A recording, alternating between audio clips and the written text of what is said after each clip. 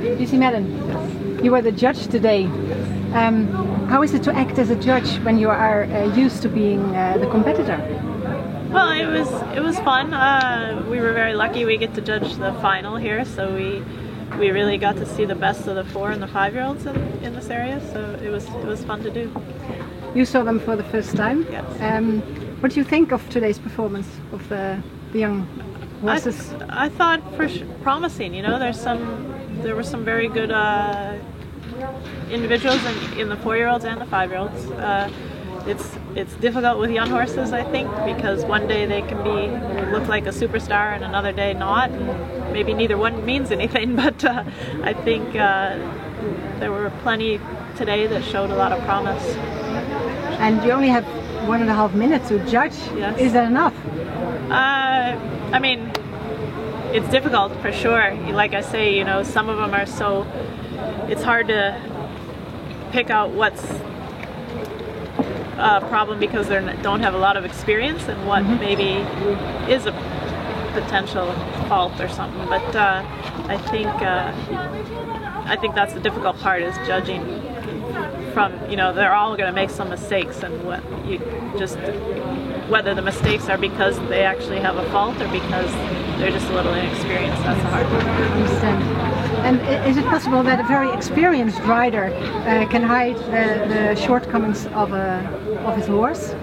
I think if you're judging the round, like as a hunter round or something, yes, but and I think maybe they can help the jump of a horse sometimes, but I think what we really like to see in a 4 and a 5-year-old is real natural jumping, you know, that they jump good because they jump on their natural ability to jump good. So probably it helps a little, but we try to look through that too. And the other way around? Can a horse make up for the faults a rider makes? You're talking at this level, right? Yeah. Yeah, I mean, these horses, they have very little experience, but they can, sometimes they can do amazing things, get out of trouble. Did you see horses today that you would really would like to train yourself? Yeah, there were a few that I wouldn't mind having in the stable, for sure. Yes? Yeah. And do you think the judgment of today, how much does it predict the future of the value of the young horses? I mean, maybe we're just one opinion, you know, so maybe not a lot, but maybe the overall winner who has more opinions of whether they were good or bad, that probably is for sure valuable to somebody. And like I say, they change so much, these young horses. They can look spectacular as a 4 and 5-year-old, and those aren't always the ones that make it to the top sports. So for sure it's nice to win these and show promise, and it helps them, but in the overall picture I don't know that it means a whole lot in the horse's value, really. I understand. Do you have advices for the young, for the riders of the young horses you saw today? I think, you know, overall they're doing a good job. To ride a 4 and 5-year-old around, especially late in the day, is not so easy. So I think most of these people knew what they were doing and doing a good job. Okay. You will go to Rio in a few weeks' time. Are you looking forward to that? Yeah, very much. Yes? I think we have a good team, and hopefully it'll be a good experience. Which horses will you take to Rio? Cortez C. You can only take only one. Cortez? Oh, you can only take. Oh, yes. Okay. And where is he at this moment? He's 10 minutes from here, Johan Heinz. Oh, yes, in the Wijk. Yeah. Okay, so you're training him here, and you're starting.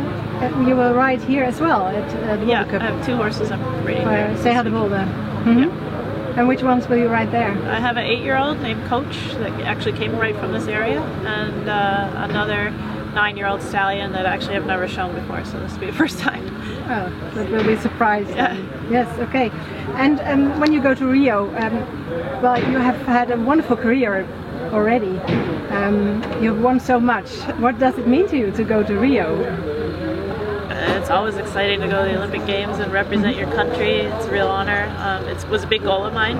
for this year to make the team and to hopefully do well in Rio. And I think, like I said, I'm excited about our team and our chances to do well. So. And what would mean more to you, winning an individual medal or one for the whole team? The team is definitely the most important, yes. and that's the first one that comes. And then, why is that? Because you're there to represent your country, and yeah, you have a lot of almost an obligation to all the people that have supported the team and put money in. And for myself, it's always been I like to be a team player, and team comes first. And the same with, we have a fabulous owner in Abigail Wexner, and she's the same way. So first the team, and then the icing on the cake would be individual. Okay. And all your life you've been devoted to horses. Yeah. If you could make the decision again and start your life all over again, would you make the same decision? Yeah, would you? For sure. Yeah? Yeah. I knew I always wanted to do something with horses. I'm very blessed that I've been able to have the career I've had doing it, but even if that didn't happen, I probably would be doing something with horses. And about the horses, are horses your tools or are they your friends? They're definitely friends, but I would say in the training there's times I would never call them tools, no.